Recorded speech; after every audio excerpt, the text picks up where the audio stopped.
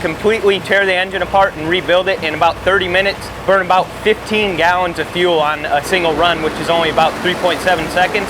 It's the fastest accelerating vehicle on land, and they're badass. These are 10, 12,000 horsepower cars. When we launch, it's about 5 Gs. When we hit our parachutes down at the top end, it's negative Gs. People in the stands think, oh, you're just going straight. If you're standing in the back of these cars, it's not just going straight. It's driving all over the place, and it's a struggle, and they're beasts.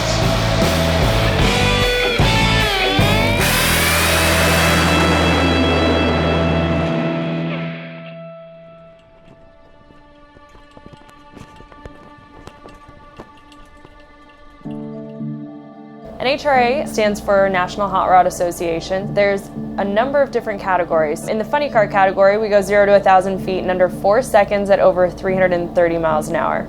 Side-by-side racing, 330 miles per hour, 10,000 horsepower, less than 4 seconds. There's nothing like it. The big difference between a funny car and a top fuel is obviously the chassis. We're heavier. We have to move more air just because of the body that goes over the car. Driveline, engine components are basically the same thing. It's the application's a little bit different.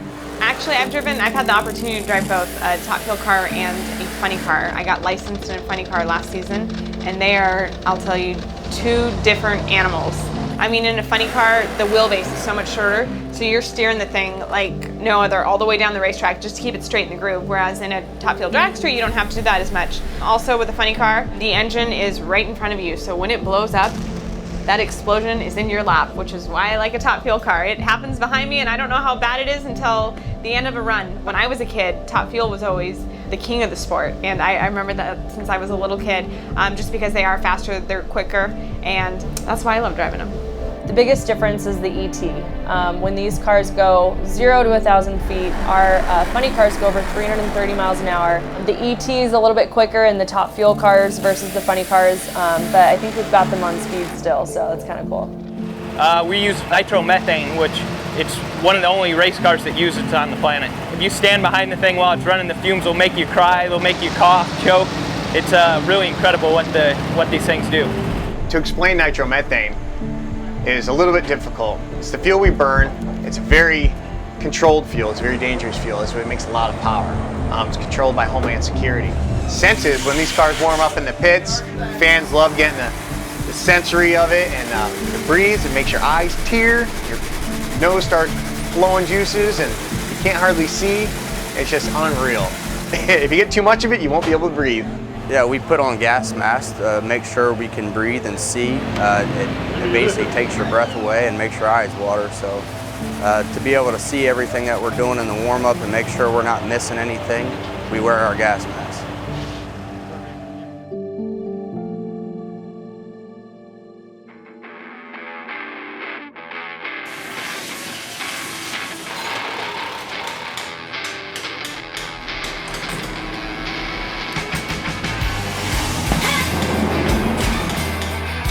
When the cars come back after a run, they pull into the pit. First thing we do is disassemble the car. It's disassembled within 3 minutes. Supercharged manifolds, cylinder heads, pistons, clutch, driveline. That's all done within the first 3 minutes of coming back to the pit. Basically, we go over every part. We disassemble the engine, go through the short block, look at all the rod bearings, all the main bearings. Supercharger gets gone through. Basically, the rotors come out, strips, put back in. The heads get taken off, serviced. All the seats and everything looked at. Clutch comes out, new clutch pack goes in. It depends on the crew, how long they've been together and how well they gel, but the good guys, they can do it in 30 minutes. We're pulling the wires to start the thing back up.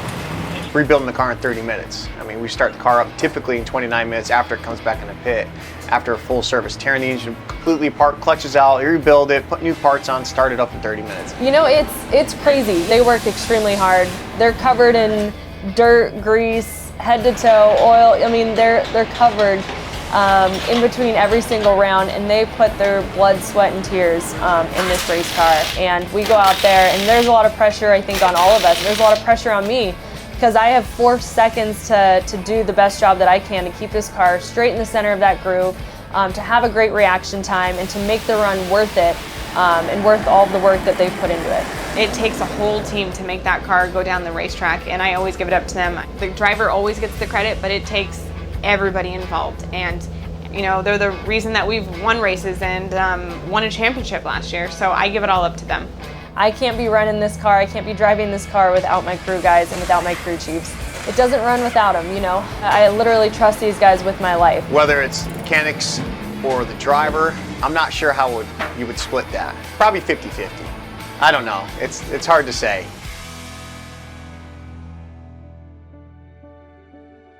This was a pretty huge moment for the Force family.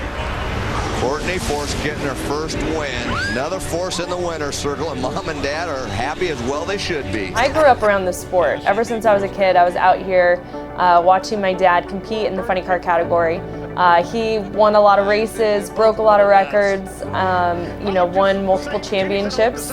I really am looking at like the funny cars or the dragsters. That's what I got my eye on, but we'll see. And now I get to be out here competing against him. I mean, that was the dream of mine since I was a kid. I told him, you know, I wanted to grow up and be a funny car driver just like him, and told him he couldn't retire until I could come out here and compete against him. I used to come out to the racetrack as a kid with my sisters just to watch my dad. That's how we'd hang out with Dad. He'd pack up and go on the road, and we'd follow him to racetracks, and these racetracks kind of became second homes to us. Everyone out here, teams, crew guys, crew chiefs kind of became family to us. So I fell in love with the sport at a young age. I think my dad was a little surprised that any of his kids had an interest in the sport, but I think he was happy about it. He always said he wanted boys.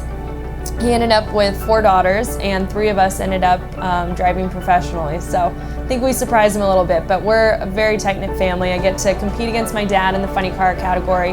My sister Brittany, she just actually won the Top Fuel Championship last season. If you would have asked me 15 years ago if I'd be driving a Top Fuel car, there's no way I'd absolutely believe it.